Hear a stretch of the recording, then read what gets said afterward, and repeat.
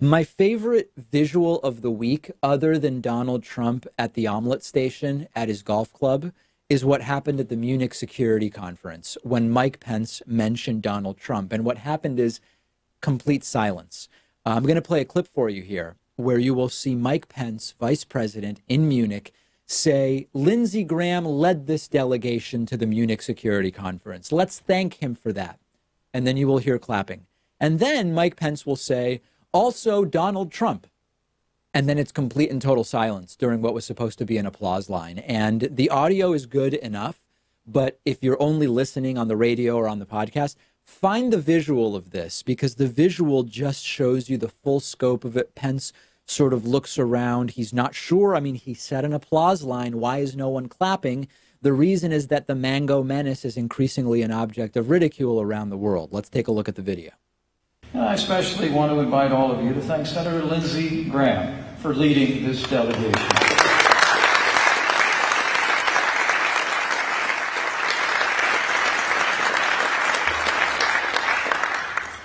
And to them and to all of you, I bring greetings from a great champion of freedom and of strong national defense, who has worked with these members of Congress to strengthen America's military might and to strengthen the leadership of the free world.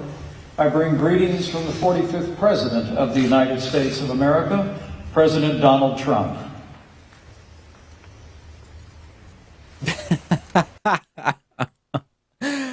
Oh, it is just the best. Everyone should be glad that the crowd didn't merely laugh at the mention of Trump's name. And what we're seeing here, it's just what's going on around the world when it comes to world leaders' view of Trump. It's mostly, who cares? Trump's contributing nothing positive internationally. And I know when we play this, Pat, that the committed Trumpists don't care.